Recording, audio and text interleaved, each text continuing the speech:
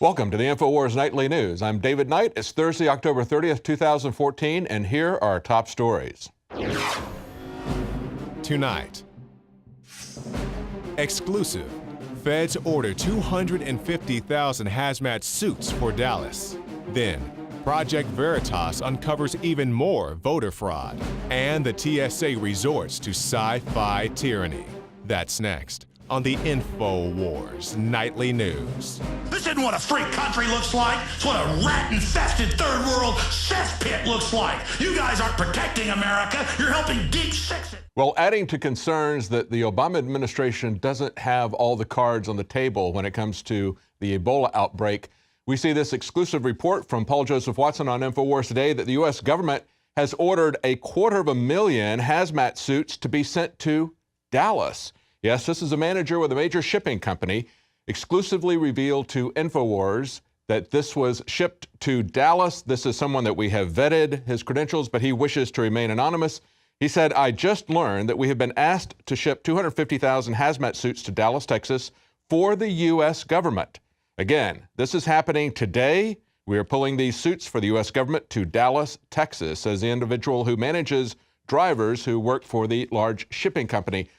And as Paul pointed out just yesterday, we reported that Lakeland Industries, which a month ago had said that they had sold 160,000 hazmat suits, talked about how the industry needed to step up. That was before the very first case of Ebola broke out in the United States. Actually, when they made that announcement, Obama was at the CDC telling us that Ebola was not going to be coming to the United States.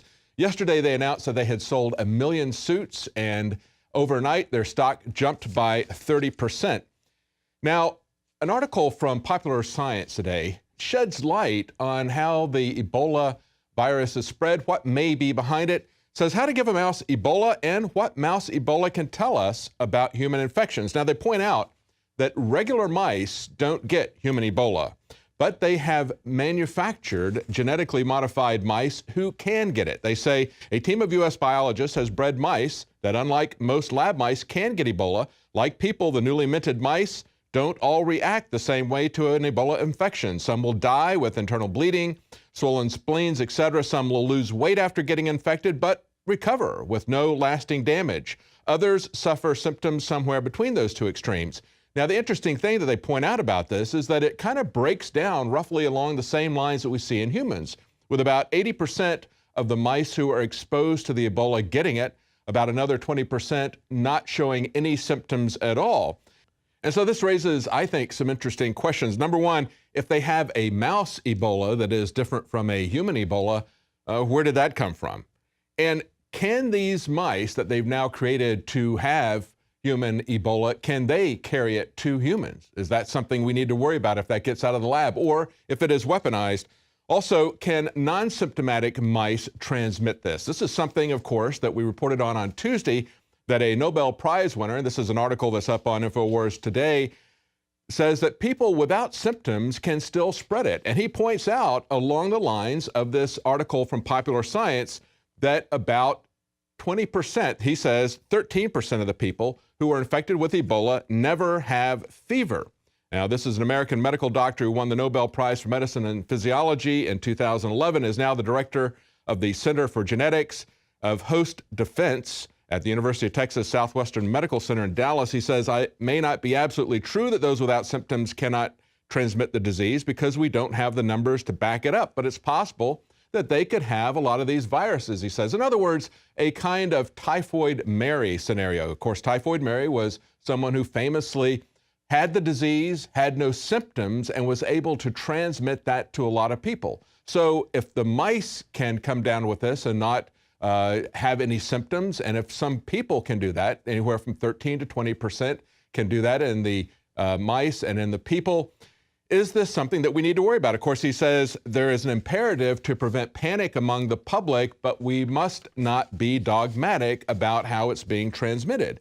Now, one final thing that came out of that Popular Science article was they said it was very much an issue of DNA. Again, raising questions whether or not this new strain, and this is a new strain we've not seen before that was reported in multiple sources back in April, is this new strain that has already affected more than 4 times as many people as all the 32 previous outbreaks combined, is this new strain something that is weaponized, something that is targeted to a particular group with particular DNA.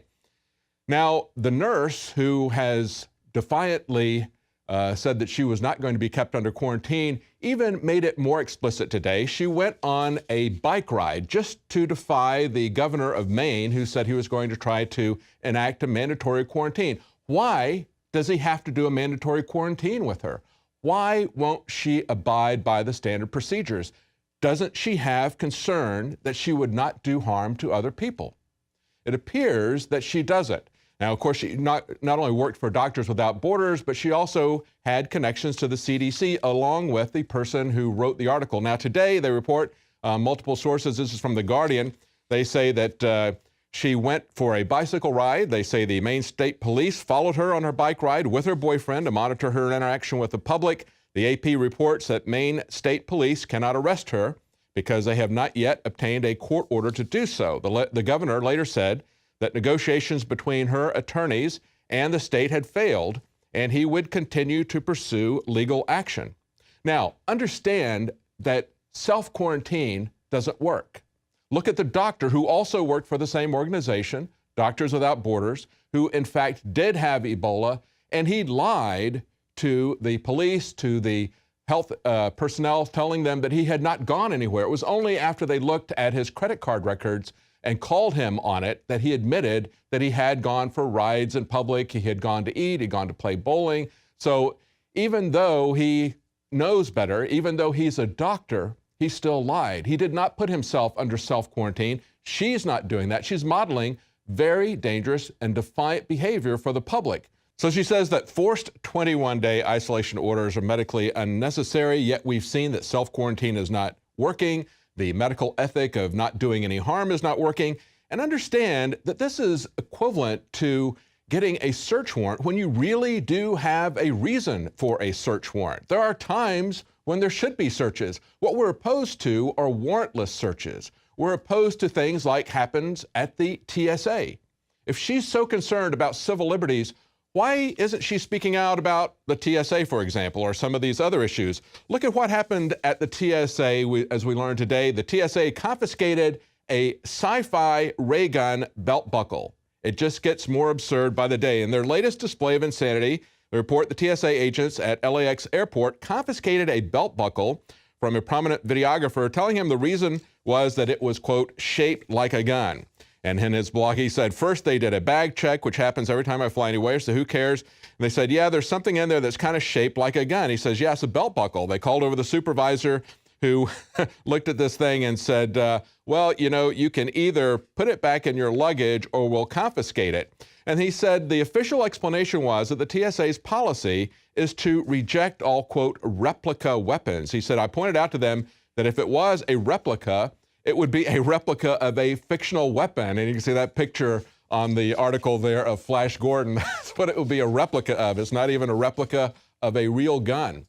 And as we've seen, they go to the mat over these phony things that really are not a risk to us, and yet ignore the things that may be a risk. When you have someone who's been treating Ebola patients, and we see at the same time they put her under quarantine, a doctor who actually did come down with Ebola, who did not self-quarantine, and yet the TSA will go to absurd lengths to protect us against a threat that they admitted in 2011 in internal documents does not exist at airports or on airplanes. That's where we are.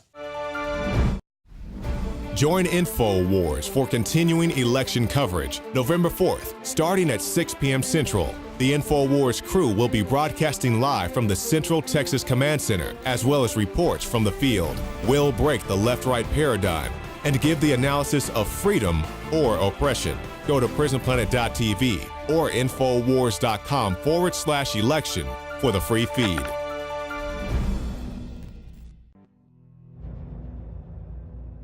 Hi, I'm Dr. Group. Today, I'm proud and excited to announce a new product to the Infowars Life product line.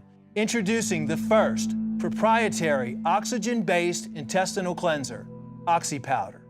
Backed by real FDA-approved phase 1, 2, and 3 clinical trials. People are suffering from all kinds of digestive issues these days. All the toxins from the air, the food, the water, everything that you're exposed to on a daily basis ultimately ends up in the gut or affects the gut. My main focus was to come up with a remedy for this, something that's safe and effective that anyone can take on a regular basis to keep their intestinal lining clean. You have over 30 feet of intestinal lining that can be compacted, that can be toxic, that can be full of parasites, fungus, bacteria. What are you doing to keep that clean and flushed out? My recommendation is to clean your intestines at least 2 to 3 times a week